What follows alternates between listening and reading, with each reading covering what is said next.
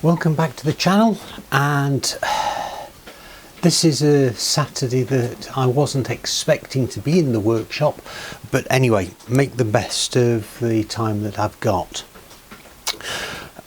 Really want to say thank you before we start for all of the comments and the support that you've been giving me over the past few weeks, and welcome to all of the new subscribers. The channel's up to nearly 400 subscribers now, and I never in my wildest dreams thought we could get this high. But I want to say thank you for the comments that you've made, particularly with the job that we're doing at the moment, which is recutting some of the tenons. Now, in the last episode you saw me doing the wide rail tenons for the doors, and using the bandsaw, and you'll probably have noticed that I was doing all of those basically freehand. I was using the parallel fence to do some of them, but by and large I was just moving and trying to cut according to line. Now that prompted, let me just get it up, one of our subscribers, Stuart, he said, can you tell me why you didn't use the fence to make sure that the tenon cut was square? Now, I know I replied to Stuart as to why I didn't use the fence. I was trying to be clever and cut time. That's one of my failings. So what I'm going to do this afternoon, I've got the 4 side panels to do, and there are only these 4 wider rails to cut. So apart from making sure I've marked exactly where the tenons are going, and I will be trying to use the fence, and in that way I can see what difference it makes, just for my own peace of mind. I know, as I said in my reply to Stuart, that one of my failings is not thinking things through, assuming things, and one day I might get to the bottom of it and actually make a decent job. But anyway, let's crack on. As I say, all I've got to do is make sure I know exactly where the tenons are going, and then I can use the fence.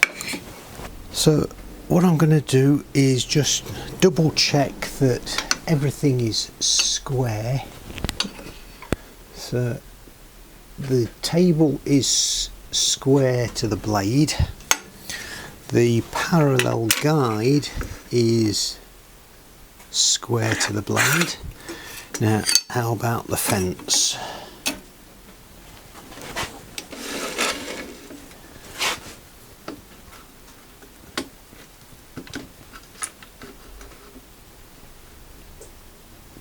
And first thing you'll notice, down at this bottom end compared with that top end, there is a large gap. So that's one thing I'm going to have to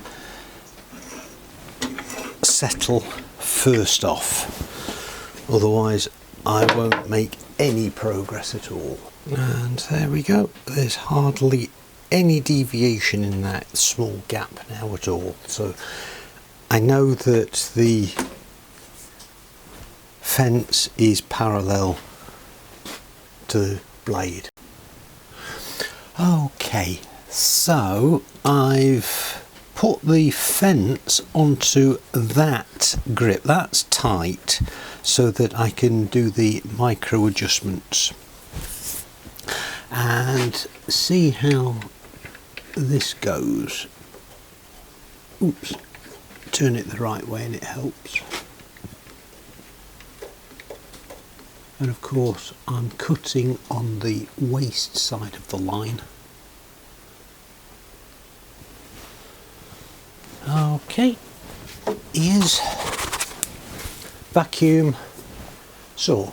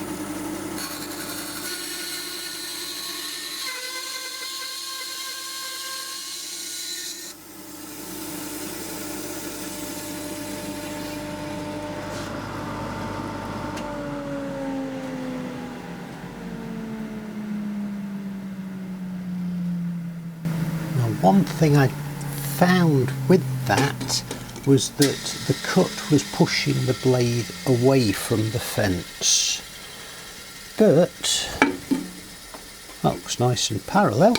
So let's see how we get on with this one.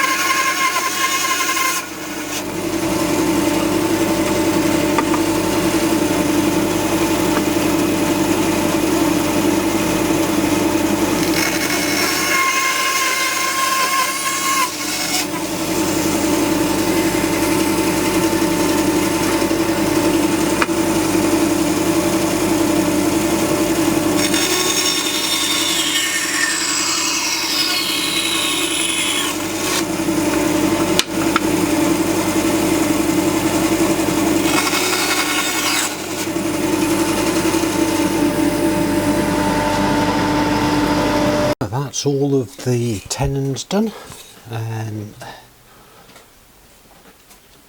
I must say that using the fence didn't take much longer than doing everything freehand. So yeah, that was a good thing that I've come to appreciate. So that's all of the new tenons done. Next thing will be just making sure all of the dry assembly is correct, so I can then double check the size of the shelves and double check that all of the panels and no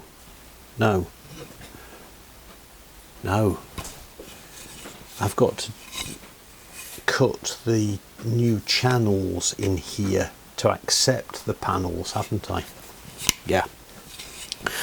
So that's something I will need to do on the router. So let me tidy up, then I can get myself sorted out. Just preparing mentally what I need to do. As I mentioned, I've got to cut the new slots that will take the panels. So that will be on the bench router, and that will be quite a quick process. Then I need, because I'm going to be dry assembling everything, the new tenons, I need to make sure that everything fits. So that will be a case of making sure they go down okay. Now obviously that is a little tight, which is a good thing, because it means, and that one is, because it means once I've eased them, I'll be able to get them to fit nicely. So won't be doing it today, it'll be next time I'm in the workshop. I'll be doing the slots and then easing these tenons. Okay, that's for next time, but at least I know where I am. So thanks for coming along with me today, and not done a lot, but at least I got to where I wanted to be. And as I mentioned earlier, I want to say thank you for all of the support and the comments that you're giving to me in what I'm doing here in the workshop. And some of you may have noticed I've just popped a little poll in the community section of the channel, just by way of getting people's thoughts on how long videos should be. Now I've tended to do very little editing by way of content. It's been a case of I film what's happening, I cut out bits that seem to be very repetitious, and that's meant that most of the videos on the channel have ended up at in excess of 30 minutes, and some even, I shudder to think now, about an hour. So how long do people, you, my viewers, want to see these videos? I've got three choices. There's over half an hour, between a quarter of an hour, half an hour, and under a quarter of an hour, 15 minutes. At the moment they're the majority are looking at 15 to 30 minutes. No, that's fine. I don't mind what you say.